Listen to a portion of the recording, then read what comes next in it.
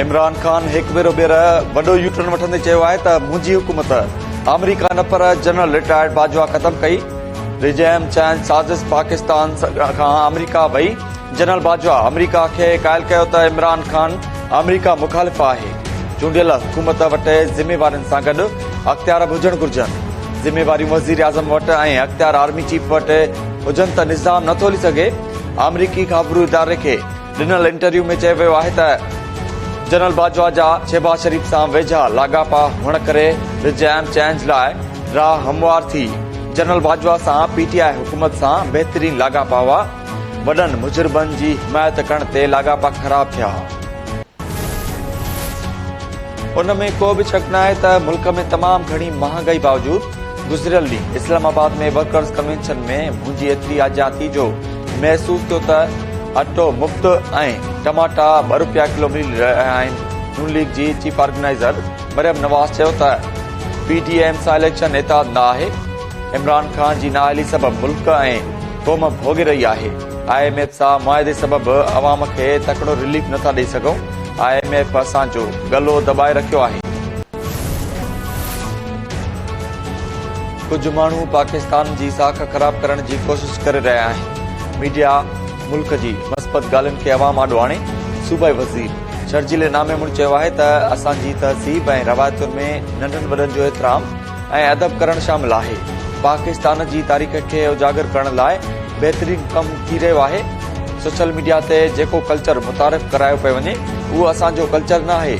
असांखे नए पाकिस्तान न पर असुल पाकिस्तान जी ज़रूरत आहे। अदालती हुकुमनि बाबति तासुर उभरियो आहे त इलेक्शन कमीशन मनशीन ते ॿधल आहे। अदालती हुकुमनि जो मज़ाक न उॾायो वञे। लॻी रहियो आहे त इलेक्शन कमीशन इस्लामाबाद जे मकानी चूंड जियां सूबाई चूंडुनि में बि न कराई वेंदियूं। पीटीआई अॻवान फवाद चौधरी चयो आहे त आइन सां खेॾणु मुल्क लाइ महांगो साबित थी सघे थो। आइन खे लताड़ियो वियो त रियासत शदीद ख़तरनि जे वर चढ़ी वेंदी। जेल भरियो तहरीक शुरू थींदी जेका आइन जी बहाली ताईं जारी रहंदी।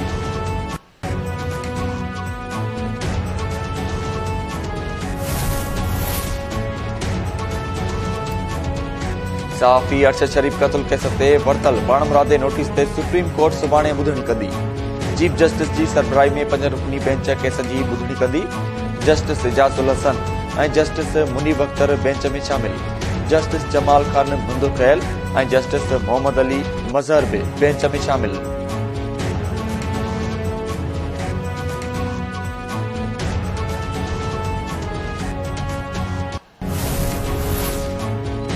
पंजाब जे खुराक खाते ऐं फ्लोर मिल्स एसोसिएशन में तकरार न निबिरियो। पंजाब जे खुराक खाते 100 खां वधीक फ्लोर मिल्स जी कणक वारी कोटा मुअतल करे छॾी। 10 मिल्स मालिकनि ख़िलाफ़ केस दाख़िल। फ्लोर मिल्स मालिकनि हुकूमती फ़ैसिले ख़िलाफ़ सुभाणे खां हड़ताल जो ऐलान करे छॾियो। केतिरियूं फ्लोर मिल्स अॼु बंदि कयूं वयूं। आटे जी फराहमी बि रोकी वई। इंतिज़ामिया जो चवणु आहे त मिल्स मालिक टे जी हथरादू खोट पैदा करे रहिया आहिनि जंहिं सबबि कार्रवाई कई पई वञे।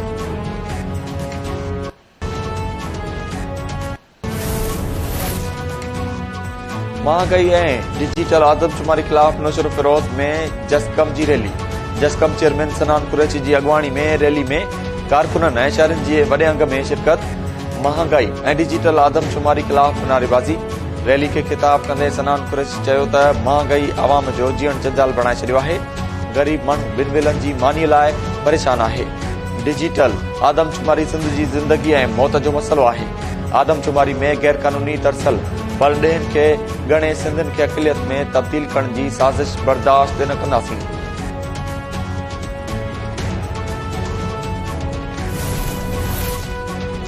कराची में अवामी तहरीक पारां सिंध जो वजूद अख़्तियार ऐं वसीला बचायो मार्च। अवामी तहरीक जा कारकुन रैली में शिरकत लाइ वॾे रीगल चौक पहुची विया। रैली में औरतुनि जो बि वॾो अंग शरीक। मार्च रीगल चौक खां प्रेस क्लब पहुचंदो जिते जलसो कयो वेंदो। कारकुननि जी आमद जो सिलसिलो जारी।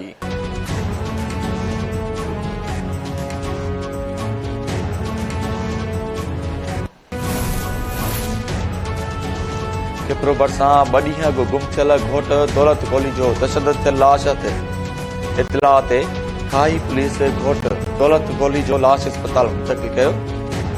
पुलिस क़त्ल केस में मक़तूल घोट जे संडू खे गिरफ़्तार करे वरितो। ॾोह जो बेतराब वाटसन चयो त दौलत जी 4 ॾींहं अॻु शादी थी हुई।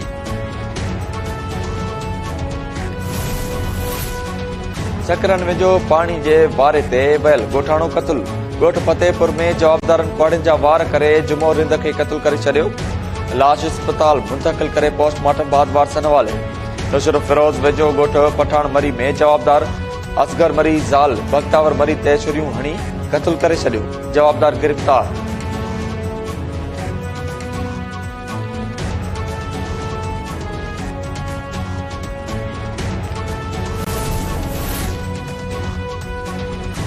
मीरपुर माथिलो में ज़मीन जे तकरार तां एमने खालिद लुंड ऐं संदसि सौट में शिकतान सगी लुंड जो पुलिस ते 5 हारियुनि खे गिरफ़्तार करण जो इल्ज़ाम। थाणे जे लाकअप में वेही रहियो। गिरफ़्तार हारियुनि खे आज़ाद करण जो मुतालबो। सगी लुंड चयो त पुलिस 4 हारियुनि खे गिरफ़्तार करे गुम करे छॾियो आहे। इंसाफ़ कयो वञे।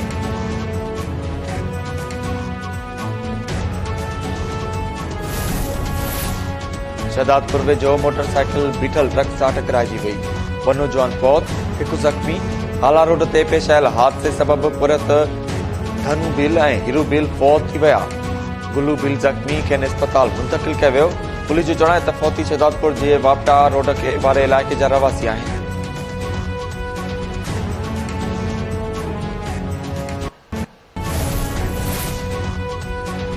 मलीर जे खमीस जोखियो ॻोठ जे बिजली बंद हुअण ख़िलाफ़ ॻोठाणनि जो एहतजाज। गडाब रोड ते धरणो। ॻोठाणनि चयो त ॻोठ जे 8 ॾींहनि खां बिजली बंद आहे।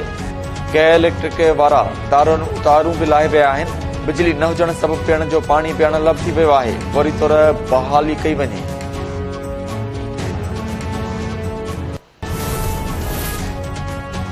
कंदकोट में जसकम जो मुबैना तौर अगवा थियल औरत नाज़िया ऐं संदसि धीउ जी बाज़ियाबी लाइ एहतजाज। औरत ऐं नींगरी खे बाज़ियाब कराइण जो मुतालबो। मीरपुर बोड़ो में बि 2 ॾींहं अॻु मुबैना तौर अगवा थियल नौजवान भूरल बिताफ़ी जी बाज़ियाबी लाइ वाटसन जो एहतजाज। नौजवान खे बाज़ियाब कराइण जो मुतालबो।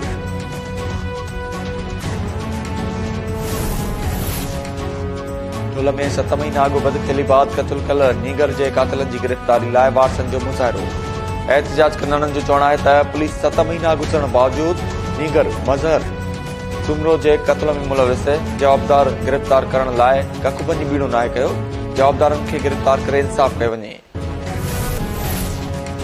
अमरीका खां पोइ कैनेडियन फौज बि मुल्क मथां उॾामदड़ सुञाणप न थियण जोगी शइ खे किराए वरितो।